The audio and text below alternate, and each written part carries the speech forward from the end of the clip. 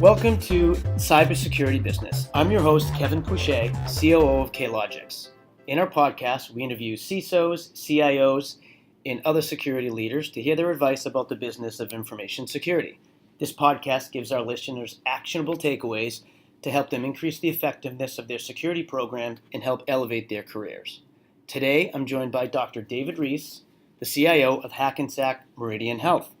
Welcome, David. Thanks for joining us. Hi, Kevin. Thanks for having me. So I've had the pleasure of knowing you for maybe 8 years now, starting when you were CISO of Leahy Health, transitioning up to CIO of Leahy Health, to now the EVP and CIO of Hackensack Meridian Health. So to give our listeners some background, Hackensack is New Jersey's largest healthcare provider with 13 hospitals, physician practices, more than 120 ambulance care centers, surgery centers, home health services, long-term care and assisted living communities, ambulance services, life-saving air medical transportation, fitness and wellness centers, rehab centers, and urgent care and after-hour centers. Right. So, wow, you must have a lot of spare time on your hands. Plenty, and I'm happy to report that we're up to 17 from 13 hospitals. And I've got to think your organization under IT has 500-600 people. It does. It has well over 500 team members, as we call them, and another 150 to 200 contractors. So we're about 700 people strong. Wow. Okay. Well, that being said, we want to talk today to learn more about your transition from CISO to CIO, and also get a glimpse in the life of one of the busiest CIOs out there. So let's kick it off and talk about that transition. You know, I personally have a large network of CISOs, and seeing them go from CISO to CIO it's not very common. So I think many of our listeners would love to hear, how did you do it? How did you make that transition, and what advice would you give to other CISOs that want to take that same track? I think it was the classic description of preparation met opportunity. And I just kind of leaned in and kept going. And it's funny because I think I've obviously thought about this quite a bit. It's definitely not a straight path for my career journey, even into security, much less into a CIO role. And so I think what really helped me make that transition, or kind of take that career arc, was early in my career, I was the head of a relatively small IT department for a credit union. And so it was interesting for me there to see all aspects of IT. And then I pivoted into security, but never lost sight of that full breadth of what IT was, what IT as a service delivery is, what applications mean, what networking means, and what customer service means.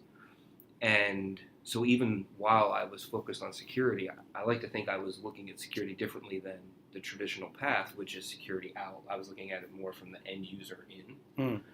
And I think that really uniquely, at the time, I'm not saying that's unique today, but at the time, uniquely positioned me in the security space and afforded me opportunities that would have otherwise not been available. And one of those is when I went to Leahy Health to be the CISO there, I quickly became involved in the biggest enterprise project the organization had ever done, which for them was the rollout of their electronic health record. So you got to ask yourself, how does the security person find their way into a meaningful compartment within the EHR rollout?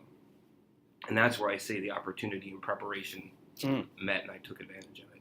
At that time, I had already been thinking about what's my next career move. Okay. And looking for those.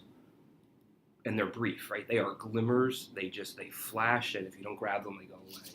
Opportunity to say, how do I take that next step in my career? And this epic thing came up, and there was a very narrow window around budgeting, and I ran into it.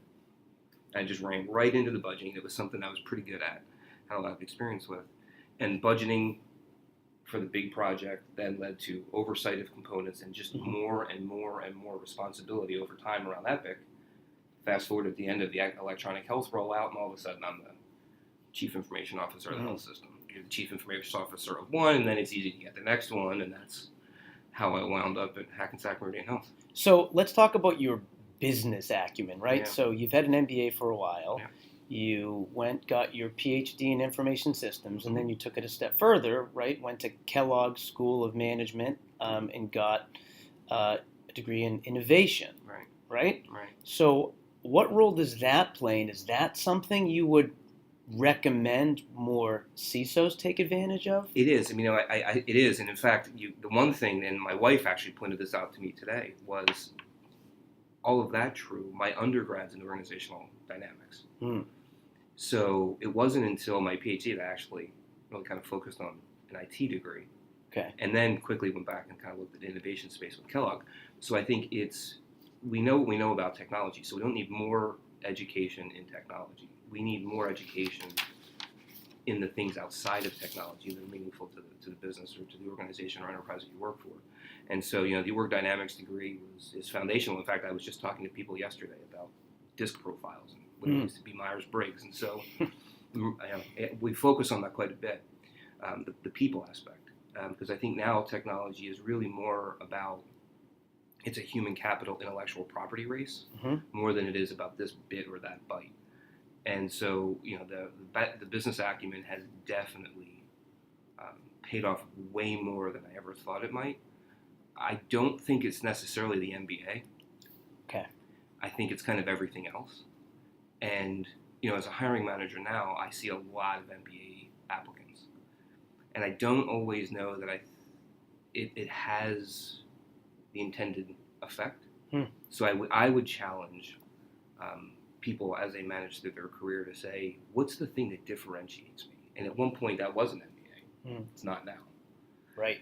And so maybe things like education in leadership or innovation or accounting, like real differentiators that show a specific and high degree of competency in a skill set that's important to organizations. Okay. And so I think education plays a huge role in that. Certifications play a significant role in that.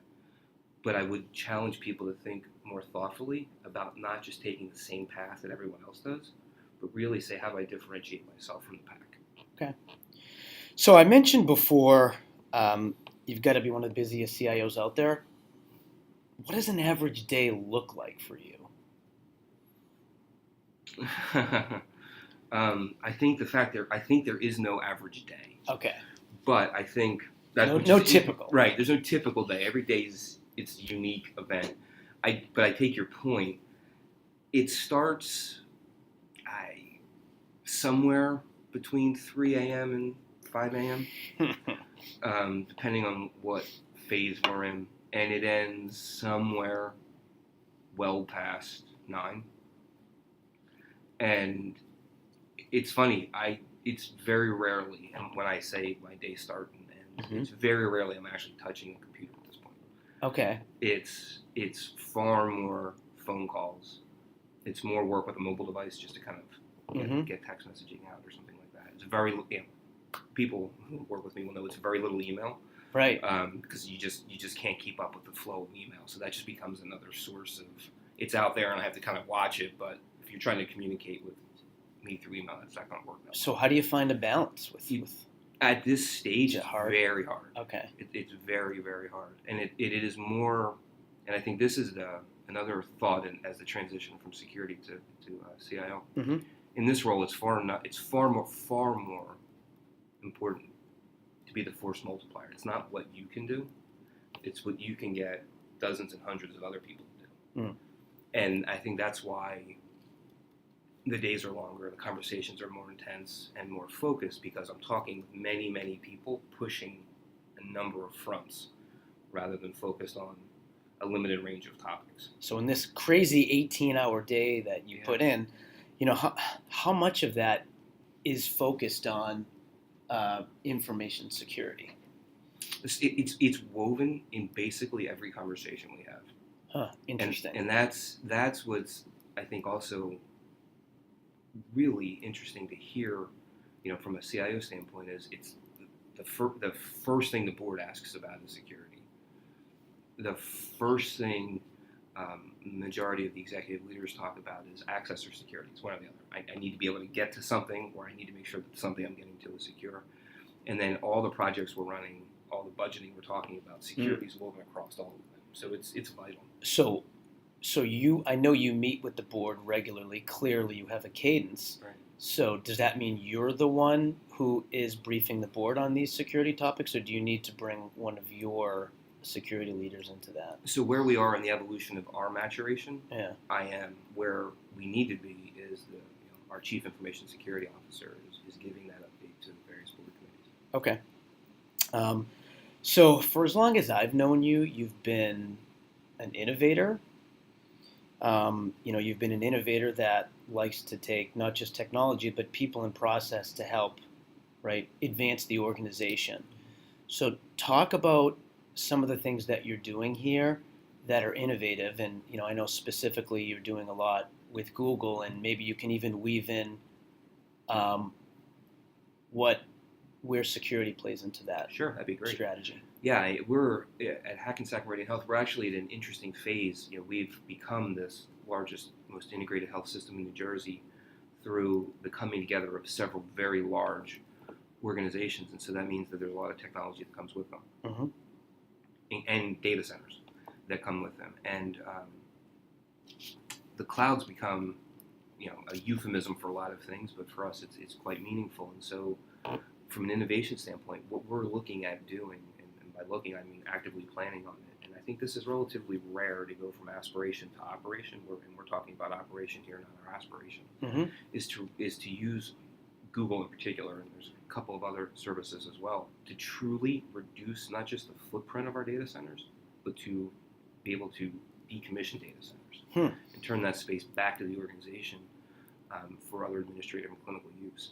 And Google Cloud plays a huge role in that. To some degree, Microsoft's Azure Cloud plays a role in that as well, and Oracle's Cloud too. And so what's uniquely exciting for me about the topics that we're talking about is it's that rare time when you can truly give space back in an organization and move it to a cloud environment where it's far more accessible and far more secure. And by that, just a vignette on what I mean by more secure, the things that we're doing with Google in terms of collaboration, office productivity, server hosting. There's more, just within Google Cloud, there are more security-focused Googlers than exists in the Hackensack Meridian Health IT department. And as I mentioned, all in, we're 700 people, which is a big IT department. So that means there's a lot of people at Google focused very intently on security, and that is one of the things that, in my prior organization at Leahy Health, gave the board comfort.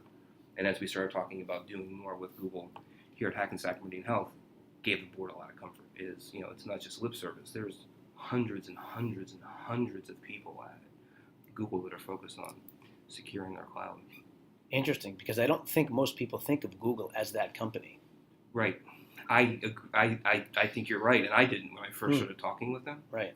And when they do the kind of like an introduction to Google Cloud, security is a significant component of the daily briefing. So if you're going through your Google day and you're getting updates from Google on all the things that they offer in Google Cloud, there's a call out for security, and they focus pretty intently on it. And they have, I'm sure Amazon and Microsoft do as well. I've heard the Google discussion. They have an amazing story, not only in terms of digital certificates and encryption, but how they lay their own fiber, how they're their own network provider, how they white label and build their own servers, and how they have developed their own operating systems. Like, they very obviously have a purposeful thought about security and are pretty focused on weaving that through all of their products in a highly integrated way. Interesting. So last kind of topic I'd like to discuss with you is, if you look at your crystal ball into the future, how is the CIO role transforming, and how is the CISO role transforming? And then I have a follow-up question after that. Yeah, so the CISO role, let's start with that one first, how that's transforming. I think it's transforming, and it needs to transform from a position of narrow focus on in securing and managing risk around assets to enabling organizational outcomes. So, and we all hear this joke, but it's true. Like, not being the department of no, being the department of yes. Let's not focus on the tools and technology. Let's focus on outcomes. And then security can be the great enabler to help the organization achieve those outcomes.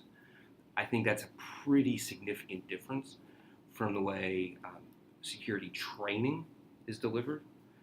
The security body of knowledges are developed, and in some cases practitioners still work, but we really need to get to using security as an enabler, not as a way to say no. So I think that's a significant change in the way that the security officer role is evolving. And then from a CIO position, that it's interesting. Like I said, I very rarely touch a computer, and I focus more on budgets and spreadsheets and PowerPoints than technology, even though I could do the technology piece, but that's what I have great leaders for, and that's what we have great subject matter experts for. And every moment I spend doing their job, it inhibits their career growth. And likely I'm doing it at a level of sophistication lower than what that subject matter expert would be. So it may, it may be indulging my interests, but it's not in the best interest of the organization. So I think, the CIO role now is really kind of focusing on making sure we have the right people in place. And that we talked briefly before about that relentless focus on talent management and continuing to kind of re-recruit the people that are in your organization and recruiting new talent to the organization. That's a big focus of mine. Budget management is a massive focus, making sure that we have the right resources to deliver on the needs of the organization. And kind of future forward, what are the things that, looking at what are the technologies that are coming to bear that we can take advantage of now to help maintain and enhance our competitive advantage. And so I think it's very different than, when you're a network analyst or a database administrator thinking about what's the CIO's day like. I assure you it's a very different day than you might think, just in how little technology you touch in these roles. Right. So one more thing I want your perspective on. There's a debate in the CISO world right now about who the CISO should report to in the future, and I think you have a really unique perspective because you're the CIO, but you have that background. Do you think the CISO should continue to report to the CIO, or should the CISO be taken out from under IT? I think it depends on the organization. And I understand the argument of why it should report to compliance or internal audit or the general counsel's office, right? And not to IT. I think that's true if one looks at security from a compliance standpoint, or a regulatory standpoint, or a how do I manage risk standpoint. I appreciate the argument. When, however, you look at security from a how do I help the organization achieve its business outcomes and its aspirations, in my view, the security officer position is only then capable of meeting that goal inside the IT department, where it can work closely with all the technologists that exist throughout the department and drive to yeses and drive to outcomes. Getting to yes rather than checking boxes and looking at security as a compliance matter. I think I don't think I'm unique in this view, but I'm passionate in this view that to be secure, you don't think just about compliance, right? So compliance doesn't necessarily mean secure, but by definition, secure means compliant. Right. And so for that purpose, I'm pretty steadfast in my belief that the security officer position should report into IT. Okay, great. Well, I think we've hit our time limit, and you're clearly a busy guy. You've given our listeners a wealth of information to absorb and digest, so I want to thank you again, Dr. Reis, for joining us. As always, you can hear this in all of our podcasts at klogicsecurity.com/podcast. Thanks, David. Thanks, Kevin.